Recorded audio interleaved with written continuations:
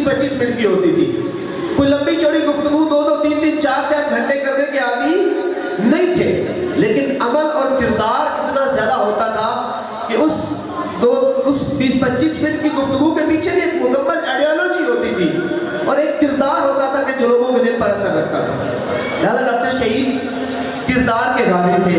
अगर हमने इस शजरा तैयबा को अगली नस्लों तक पहुंचाना है कि जो शोहदा की मीरास है ISO पाकिस्तान की शक्ल में, तो हमें भी अपना करैक्टर लोगों को दिखाना पड़ेगा, किरदार लोगों को दिखाना पड़ेगा। आज मैं मिसाल दूंगा शोहदा का, क्योंकि जिक्र है, शोहदा की महफिल है।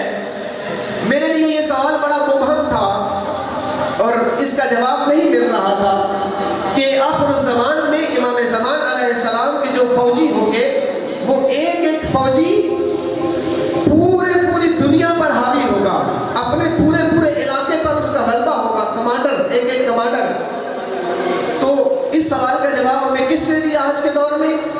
शहीद कासिम सुलेमानी ने। शहीद कासिम सुलेमानी एक कैरेक्टर का नाम है, एक पूरी जद्दोजहद का नाम है। यानी शहीद कासिम सुलेमानी ने यह साबित किया कि मैं नायब इमाम का सिपाही हूँ तो दुनिया कह रही है हमने ताकतवर तरीन कमांडर मारा है। जो डायरेक्टली इमाम का सिपाही होगा वो किस कदर कवि और किस कदर शुजा और बहादुर होगा। डॉक्टर नकवी भी अल्हम्दुलिल्लाह, देखिए हमने अगर बास कैरेक्टर को पहचानना है तो हमें उनके निचली सतह के अफराद को पहचानना पड़ेगा। मैं मिसाल देता हूँ, अगर किसी ने मौला अली अलैहिस्सलाम की शुजाअत का अंदाजा लगाना है तो उन्हें मालिक अश्तर को समझना पड़ेगा। अली मुमकिन है हमें समझ में ना आ सके कि अली की शुजाअत की मयारात क्या है, अली की शुजाअत कितनी बुलंद है, हमें मालिक अश्तर को समझना पड़ेगा। अगर हमें मालिक अश्तर समझ आ गया तो अली की शुजाअत भी हमें समझ आ जाएगी। पाकिस्तान में भी अगर किसी ने इमाम खुमैनी को समझना है, इमाम खुमैनी की फिक्र को समझना है, इमाम खुमैनी के रास्ते को समझना है, तो वो शहीद हुसैनी को देखे। और अगर किसी ने शहीद हुसैनी को समझना है तो उसके मालिक अश्तर डॉक्टर मोहम्मद अली नकवी को देखे। डॉक्टर नकवी वाकई इस पाकिस्तान के शहीद चमरान भी थे और शहीद हुसैनी के लिए और फिक्र हुसैनी के लिए मालिक अश्तर का दर्जा रखते थे। अगर हमने वाकई शहीद हुसैनी के रास्ते को जारी करना है, शहीद हुसैनी के रास्ते को आगे लेकर चलना है, तो हमें डॉक्टर साहब के रास्ते की पहचान होनी चाहिए। मुझे कुंभ में मेरे एक दोस्त है, वो मामूलन क्योंकि हम ISO वाले कहीं रुकते तो नहीं है, जहाँ जाते हैं ISO बना लेते हैं, तो कुंभ में क्योंकि हमारी एक्टिविटीज इस तरह इज्तिमाई ज्यादा थी, तो उन्होंने कहा कि आप ISO करते रहते हैं, हमें जरा तारुफ तो करवाए ISO पाकिस्तान का, ISO है क्या। तो मैंने उनको बजाय इसके कि मैं उनको तारुफ करवाऊँ, मैंने उनको सफीर इनकलाब पकड़ा दी कि डॉक्टर साहब के मौजू में जो किताब उनकी जिंदगी पे लिखी गई है, मैंने उनको कहा ये आप पढ़ लें, आपको ISO की समझ आ जाएगी। यकीन करें, जब उस बुजुर्गवार ने उस किताब को पढ़ा तो उनके ये जुमलात थे कि आगा असल आपको ISO की सही समझ नहीं आई जिस तरह मुझे आई है। अजीजों, मैं दोस्तों से, छोटे भाइयों से गुजारिश करूंगा कि अगर आपने ISO को समझना है तो एक दफा डॉक्टर नकवी की जिंदगी का जरूर मुताला करें। आपको पता चलेगा कि एक कामयाब नौजवान कि जिसने दहलीज जवानी से ही अपना इज्तिमाई किरदार अदा करना शुरू किया, मिल्लत का दर्द लेकर वो मेडिकल कॉलेज में था तो उसने मिल्लत के लिए काम करना शुरू किया और एक कामयाब प्रोफेशनल लाइफ गुजारने के बाद, बेहतरीन इज्तिमाई जिम्मेदारियां अंजाम देने के बाद शहादत के आला तरीन दर्जे पर फाइज हुआ। हम मामूलन एक शिकवा मुझे रहता है, हम लोगों को आइडियलाइज करते हैं, आइडियल मानते हैं लोगों को। माजरत के साथ, आइडियल मानना और चीज है, रोल मॉडल बनाना और चीज है। पैगंबर ग्रामी इस्लाम को पूरी दुनिया मुमकिन है आइडियल मान ले, लेकिन कौन है कि जो कुरान की इस बात पर अमल करे कि लक़द काना लकुम फी रसूलिल्लाहि उस्वतुन हसना। कौन है जो रसूल की जिंदगी को अपनी जिंदगी में रोल मॉडल बनाए। देखिए, शहीद डॉक्टर नकवी की तस्वीर घर में लगा लेना, या आइडियलाइज करना है, डॉक्टर को आइडियल मानना है, लेकिन डॉक्टर नकवी की सीरत को घर में ले आना ये असल में रोल मॉडल मानने की बात है। माजरत के साथ, हमने डॉक्टर नकवी की तस्वीरें तो उठाई हैं, लेकिन डॉक्टर नकवी को अपना रोल मॉडल नहीं बनाया। हमने अपने बच्चों के लिए मासूमीन की ज़ात ہمارے لیے رول ماڈل ہے، اس میں کوئی شک و شبہ نہیں ہے.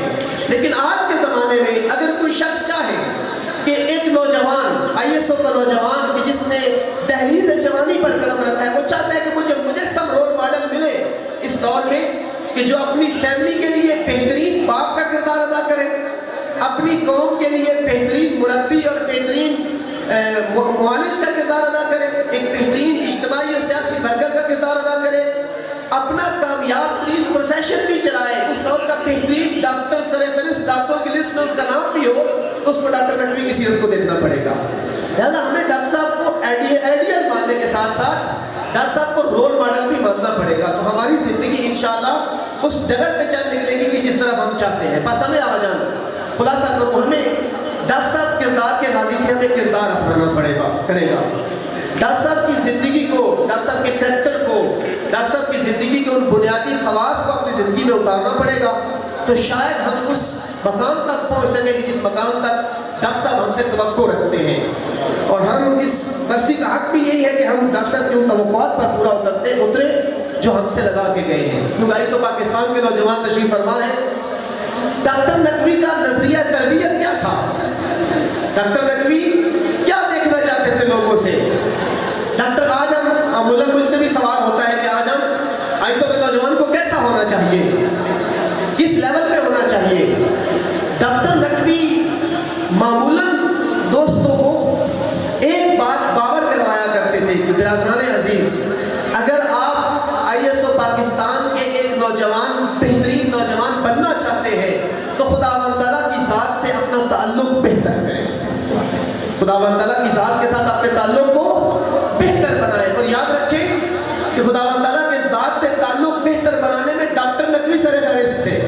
میں نے معمولاً ان دوستوں سے کہ جنہوں نے ان کے ساتھ وقت گزارا ہے ان سے سنا ہے کہ ڈاکٹر نقوی نماز اول وقت کو بہت زیادہ اہمیت دیتے تھے.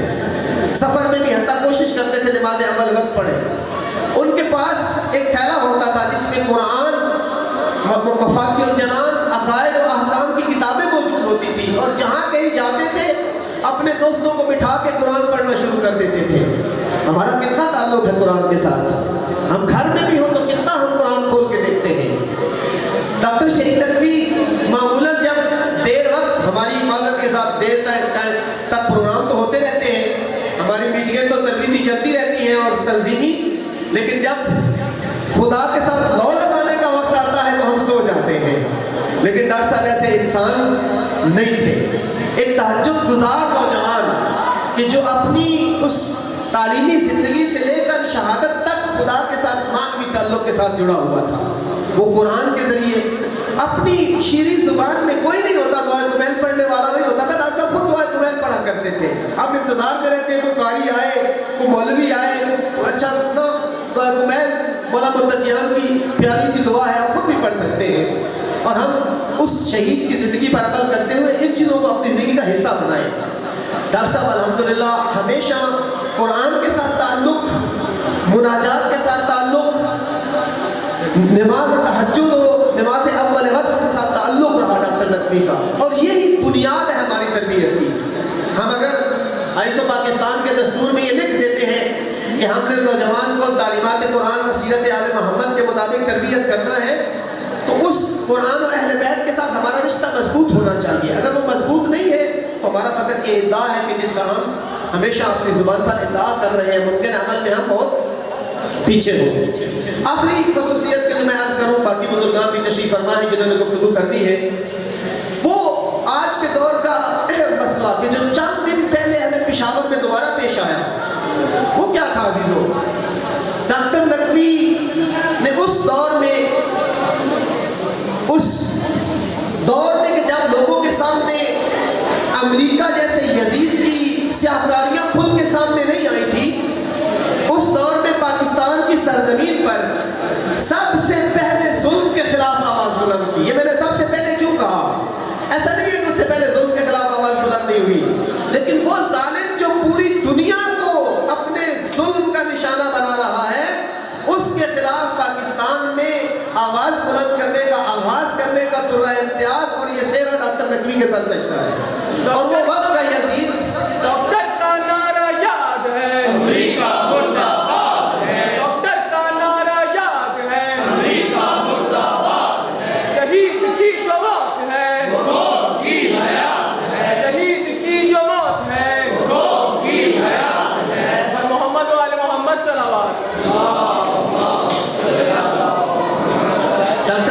اس دور میں امام خمینی کی اس جملے کو درک کیا کہ امریکہ شیطان بزرگ ہے، اور امام نے ایک تاریخی جملہ کہا تھا جو ہم بعض اوقات مذاق میں گزر جاتے ہیں کہ اگر کسی مسلمان کو راہ چلتے ہوئے کسی پتھر کی ٹھوکر لگے تو یہ بھی امریکہ کی سازش ہے۔ یہ اس اہمیت کو اجاگر کرنا تھا، اور اس کو ڈاکٹر نقوی نے درک کیا تھا۔ ڈاکٹر صاحب جانتے تھے کہ امریکہ پر پوری دنیا کے اندر کیا پلاننگ کر رہا ہے اسرائیل کے ذریعے اور باقی طاقتوں کے ذریعے، لہذا اس دور میں اس وقت کے یزید کے خلاف علم بلند کیا، اور پاکستان میں مرد آباد امریکہ کا نعرہ سب سے پہلے ڈاکٹر نقوی نے لگایا۔ اور آج بھی ہم فخر سے کہتے ہیں کہ ڈاکٹر کا نعرہ یاد ہے، امریکہ حرج نہیں ہے لگانے میں، ڈاکٹر کا نعرہ یاد ہے، ڈاکٹر کا نعرہ یاد ہے۔ ڈاکٹر نقوی نے وہ ایک الہی منظرنامہ ہمارے سامنے پیش کیا کہ دیکھو پوری دنیا میں ہم اس امام کے ماننے والے ہیں کہ جس کی حکومت کے ہم منتظر ہیں، اور اس کی حکومت میں، اس امام کی حکومت کے رستے میں اگر سب سے بڑا ظالم کوئی رکاوٹ ہے تو وہ امریکہ کی شکل میں ہے۔ اور آج یہ بات ثابت ہو گئی دنیا کے سامنے کہ امریکہ نے مسلمانوں کے اندر تفرقہ ڈالا، مسلمانوں کو تقسیم کیا، اور اس مکتب اہل بیت سے مسلمانوں کو دور کر کے، اس مکتب سے لوگوں کو ہٹا کر ہمارے اندر بھی اور ہمارے باہر بھی اختلافات ایجاد کیے۔ لیکن ڈاکٹر نقوی نے اس تکفیری سوچ کو کہ جو آج پاکستان کے اندر، پوری دنیا کے اندر، سیریا کے اندر، لبنان کے اندر، یمن کے اندر، افغانستان کے اندر اس مسلمانوں کے درمیان اختلافات کا باعث بنی، اس کو درک کیا، اور اس دور میں پاکستان میں الحمدللہ آج بڑا فخر کرتے ہیں لوگ امریکہ کی مخالفت میں، اور نو ڈو مور کا نعرہ لگا کے سید سمجھ ہم نے بڑا کارنامہ سر انجام دیا ہے۔ یہ اصل میں وہی ڈاکٹر نقوی کی فکر تھی کہ جو آج بھی بعض حکمران ممکن اس پر چل رہے ہو۔ لہذا ڈاکٹر شہید کا یہ بہت بڑا احسان تھا، کس پر؟ نہ فقط ملت تشیع پر بلکہ پورے عالم انسانیت پر، کہ امام خمینی کی آواز کو پر لبیک کہتے ہوئے اس امریکہ جیسے شیطان صفت طاقت کو برملا کیا، اور آج الحمدللہ دنیا بالکل اس موڑ پہ آ چکی ہے کہ ہم بڑے واضح الفاظ میں انشاءاللہ جو بشارتیں سننے میں آ رہی ہیں، اور رہبر معظم انقلاب کی زبان پر جو کلمات جاری ہو رہے ہیں، اور جو دنیا میں چینجنگ آ رہی ہے، جو چینج آف پاور کی دھوری کے تحت الحمدللہ وہ امریکن بلاک تقسیم ہونے اور ختم ہونے جا رہا ہے، اس سے یہ لگ رہا ہے کہ انشاءاللہ دور اب ہمارا ہے۔ اور انشاءاللہ ہم کیونکہ پاکستان میں امام مہدی علیہ السلام کی فکر کے پیرو ہیں، ہم نے پاکستان میں لوگوں کو امام زمان علیہ السلام کے بلاک میں شامل کرنا ہے، اور وہ شہید ڈاکٹر نقوی کی فکر پر عمل پیرا ہوئے بغیر ممکن نہیں ہے۔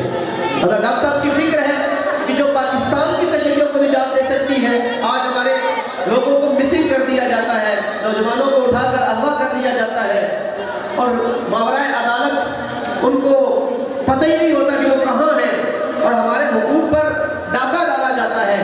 اگر واقعی ہمارے آج کے مذہبی قیادتیں، ہماری آج کی مذہبی تنظیمیں، اور بالخصوص ISO پاکستان کو اس چیز کو سمجھنا چاہیے کہ ہم نے ڈاکٹر شہید کے رستے کو نہیں چھوڑنا، کیونکہ ملت تشیع کے دفاع کا رستہ، ملت تشیع کی سربلندی کا رستہ، اور ملت کو انشاءاللہ اس درائے امتیاز تک لے جانے کا رستہ فقط یہی رستہ ہے۔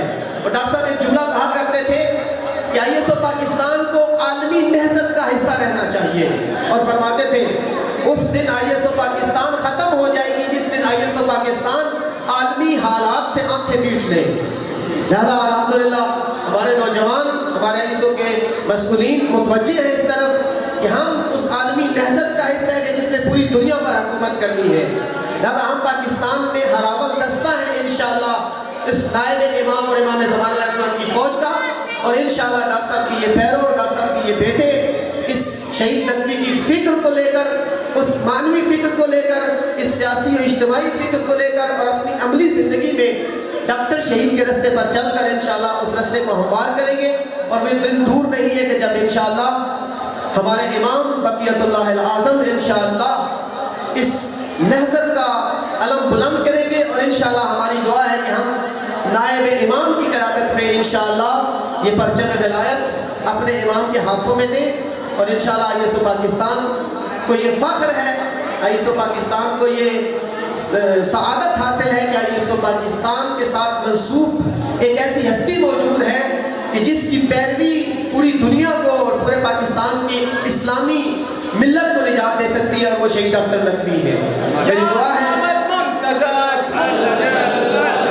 سب مل کے بلند آواز میں جواب دیں گے، یا امام المنتظر، یا امام المنتظر، یا حجت ابن الحسن، اب پردہ ہٹا دے، اب پردہ ہٹا دے، برائے تعجیل ظہور امام زمانہ بلند تر صلوات۔ پروردگار عالم سے دعا گو ہوں کہ خداوند تعالیٰ کی ذات ہمیں توفیق دے کہ ہم ان شہداء کے حقیقی رستے کو سمجھ سکیں، ان شہداء کی سیرت پر عمل پیرا ہو کر پاکستان کے اندر اپنا کردار ادا کر سکیں۔ السلام علیکم ورحمۃ اللہ وبرکاتہ۔